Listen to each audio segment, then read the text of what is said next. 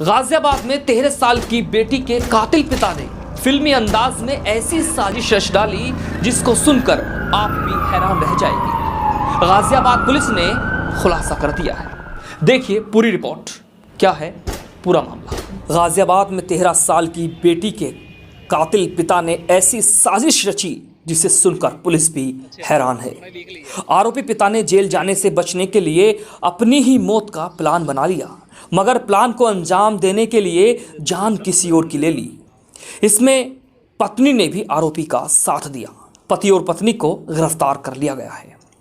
मामला गाजियाबाद के लोनी बॉर्डर इलाके का है। 20 नवंबर को पुलिस को एक लाश मिली थी।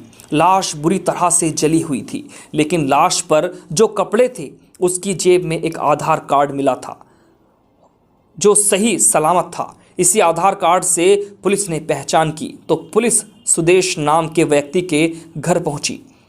घर दिल्ली के करावल नगर में था। पत्नी ने लाश की पहचान अपने पति सुदेश के रूप में की।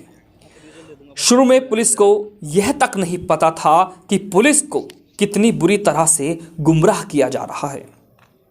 2 दिन पहले पुलिस को मुखबिर के माध्यम से सूचना मिली कि जिस लाश को की पहचान उसकी पत्नी ने की थी, दरअसल वह सुदेश नहीं है और वह अपनी पत्नी से मिलने वाला है। कल सुदेश अपनी पत्नी से मिलने जैसे ही पहुंचा, पुलिस ने उसे धर दबोचा। इसके बाद पूरा राज खुल गया। सुदेश ने पुलिस को बताया कि उसने कुछ साल पहले अपनी बेटी की हत्या की थी, जिसके चलते वह जेल गया था। जेल से कुछ समय पहले पैरोल पर घर बाहर आया था। पैरोल का समय ख़त्म हो गया था, लेकिन वह जेल वापस नहीं जाना चाहता था। इसीलिए उसने अपनी पत्नी के साथ मिलकर प्लान बनाया। घर में करावल नगर इलाके के रहने वाले एक मजदूर को रिपेयर के कार्य के लिए घर बुलाया। इस दौरान मजदूर को शराब पिलाई गई और उसकी हत्या कर दी गई। लाश को लोनी बॉर्डर इलाके में ठिकाने लगा दिया गया, जिस पर सुदेश का आधार कार्ड रख दिया गया था। पति और पत्नी ने एक फिल्मी प्लान तैयार किया था, मगर उनका प्लान धरा का धरा रह गया। आखिरकार दोनों को गिरफ्तार कर लिया गया है। देखिए क्या कहा एसपी देहात ईरज राजा ने। देखिए पूरी रिपोर्ट। ये मामला हुआ है जो आज क्या प्रकरण है पूरा? 20 तारीख को 20 नवंबर को थाना लोनी बॉर्डर में एक खाली प्लॉट में एक शव मिला था, जिसका चेहरा लगभग पूरा ही जला हुआ था और उसकी जो कपड़े पहना हुआ था, जब चेकिंग उनकी की गई, तलाशी ली गई, तो उसकी तलाशी में एक आधार कार्ड उसकी जेब से मिला था। तो उस आधार कार्ड पर जब हमने काम किया, उसमें जो एड्रेस लिखा था, तो एक महिला और उसका परिवार वहाँ पर मिला। तो उस महिला ने उस मृत शव की शिनाख्त अपने पति के रूप में की, लेकिन तभी से कुछ डाउट था पुलिस को और हम लोग इस पर लगातार कई टीमें गठित करके लगातार इसमें काम कर रहे थे कि शायद ये शव उसका ना हो। तो टीमें तभी से अच्छा इसमें काम किया पूरा।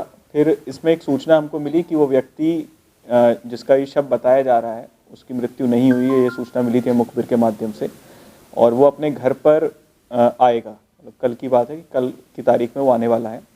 तो वहाँ पर हम लोग पहले से टीमें हमारी तैयार थी और इसको हम लोगों ने वहाँ से इसके घर के बाहर से पकड़ा।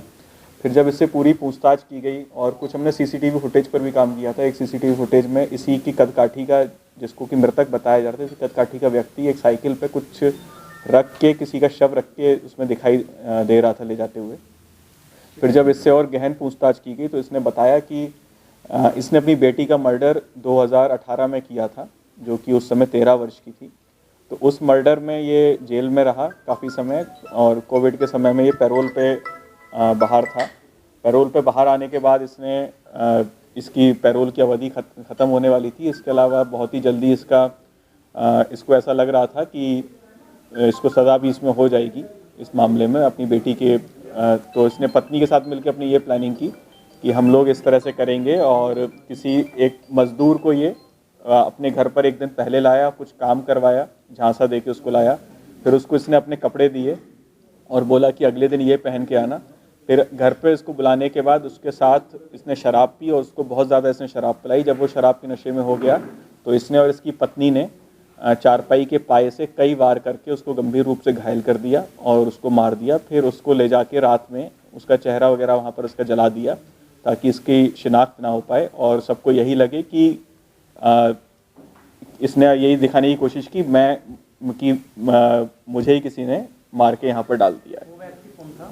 वो व्यक्ति डोमन रविदास था, जो कि एक मजदूर है, दिहाड़ी मजदूरी पे काम करता था। उसको ही अपने घर पे लेके आया था और इस तरह से जानबूझ के इसने पूरी प्लानिंग करके इस तरह से उसको मारा। किसकी ओर से की गई थी सर?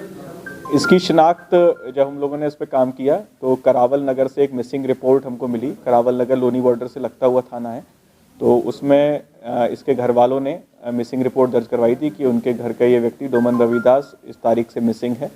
तो ये उससे कनेक्ट हुआ और फिर उसके घर वालों ने भी सब चीज़ें, हुलिया और सब चीज़ें देख के उनको फोटोग्राफ्स दिखाए गए तो उन्होंने ही पहचाना कि उनका ही ये परिवारीजन है जिसकी मृत्यु हुई है। तो इस तरह से इन्होंने पूरा प्लानिंग करके ये काम किया था, लेकिन बहुत ही अच्छे तरीके से एसओजी देहात और थाना लोनी बॉर्डर पुलिस के द्वारा इस ब्लाइंड मर्डर को, घटना को खोला गया, जिसका की अलग रूप देने की कोशिश की गई थी। बहुत ही अच्छा काम टीम के द्वारा किया गया है और इस टीम को पुरस्कृत भी किया जाएगा।